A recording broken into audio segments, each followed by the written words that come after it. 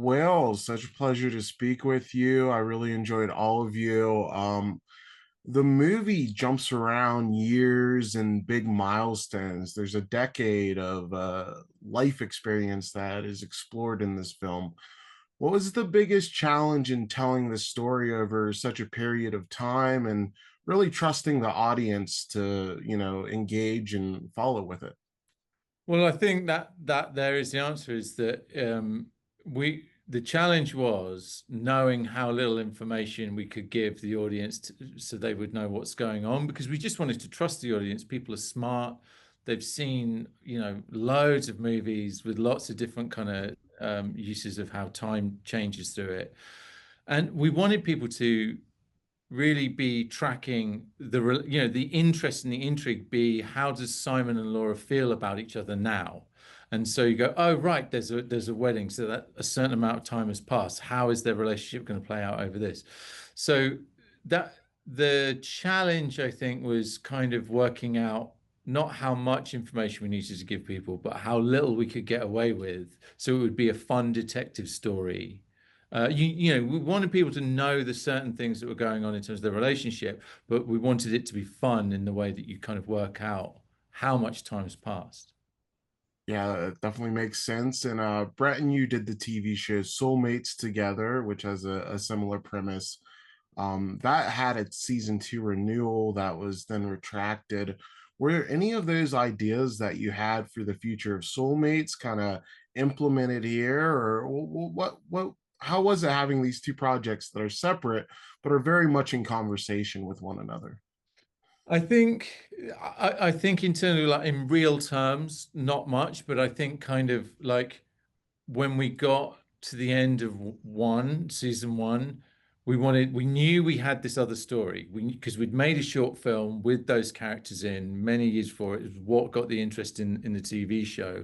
And we talked about those characters so much over the course of making the show that when we knew season two wasn't going to happen, we're like, but we have to tell this story. So I think in terms of what we would pull from it was just that feeling like we're not done. We're not done with this particular story. So we need to tell this story. So we found out season two was happening and we sat down, we're like, right, this is a feature film. And we wrote it together with no interest or anything like that. So we just wrote it because we felt we needed to.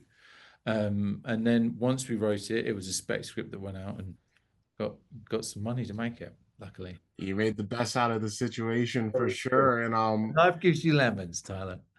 the story follows two people in an affair, and people inherently do not like cheaters. So, what was tricky about grounding the story with and making people care about these characters, even when they're doing something that is kind of definitively dislikable? Like, there's a scene about an hour in with Stephen Cree that's like just really brutal, and you really feel for him. So, how is it balancing all that in telling this very honest story? I think when it came down to it, it wasn't tricky because we'd talked about it quite a lot, like about how these relationships were going to work. And what we realized very early on, before we even started writing the script, was to be non-judgmental about all of the characters. Like they are good people, but they are in a situation that is problematic, right? That would bring crisis for them, internal crisis. And so we didn't want to judge it. We said these are the people and this is the situation and how are they going to deal with it? How would they react to it? And we just tried to be honest with it. So to get over the trickiness of something is morally problematic for people was to say, well, this happens. This happens in life, and the people that it happens to can be good people as well.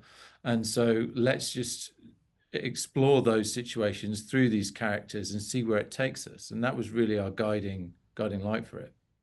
My last question for you. I love the sci-fi element and people trying to make love a science. We see this in our current lives as well with matchmakers and apps giving compatibility scores. How is it combining like seeing that contrast of the sci-fi ideal partner, but then telling a very human and very messy story? What did you like most about that contrast? Well, it's about the idea is about creating an absolute truth that there is one person in the world out there for you to challenge that idea. Because we get told that idea quite a lot. Like romance movies tells us that a lot. That's the basis of monogamy, and yet we know that that isn't always the case. Like people can love one person, have feelings for another person. We know that happens. So the best way to challenge the idea is to say that it's true. And go, but what if, right? Like, so this is absolutely 100% true. But then what if this person cares about two people? How does that work? And what problems does that create? And how do people deal with it? And when you look at those problems, you realize those are problems that exist in real relationships. So that was why we did it. We created it to challenge it.